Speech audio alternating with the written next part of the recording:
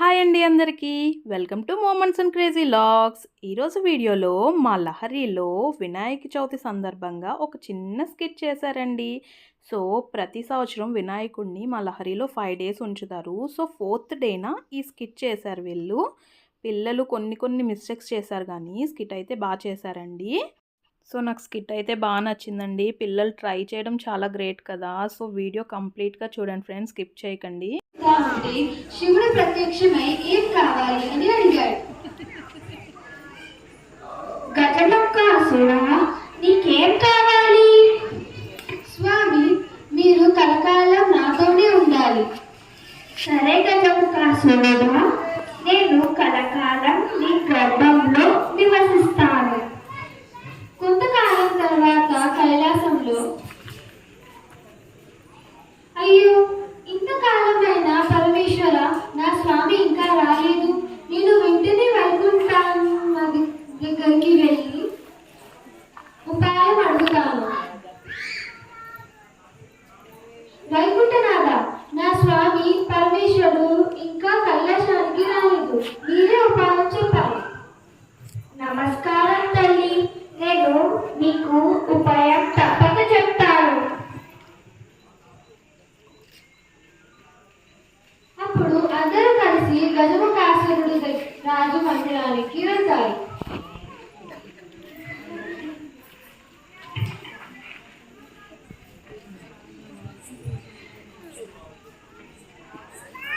మేమంతా భిక్ష కోసం వచ్చాము. నేను నంది, భిక్షలో మా శివుడిని మాకు ఇచ్చేయండి. నా మరణం వచ్చేసింది. ఓం నమ శివాయ.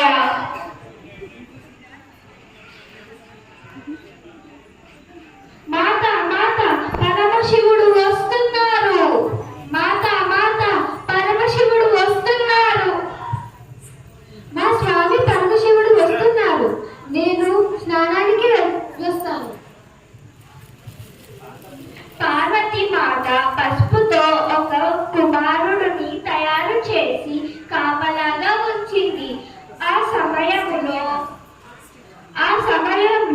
శివుడు గడలతో అక్కడికి వస్తారు. బాలక, నన్ను లోపలికి వెళ్ళని. లేదు, మా మాత నన్ను లోపలికి ఎవరిని రానియకుంది. నేను ఎవరినో తెలుసా? పరమశివుణ్ణి. ఎవరైనా కానీ నేను లోపలికి ఎవరిని వెళ్ళనివ్వను. శివుడు కోపంలో తన త్రిశూలంతో కుమారుడి తలను నరికేశారు. ఏమి వైపరీత్యం! నా కుమారుడిని మీరు వరించారా?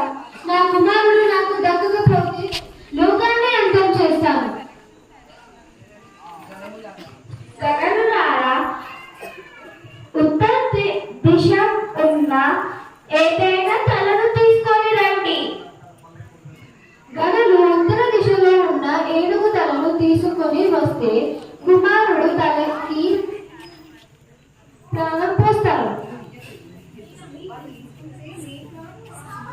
విఘ్నాలు రాకుండా ఇప్పటి నుంచి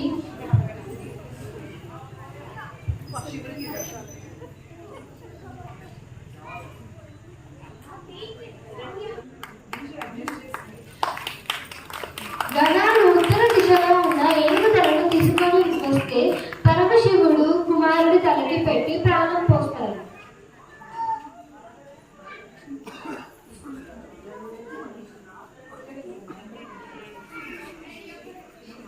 విఘ్నాలు రాకుండా ఇప్పటి నుంచి నీ పేరు వినాయక. ప్రతి కార్యములో ముల్లోకల మొదటి పూజ నీకే చేస్తారు వినాయక.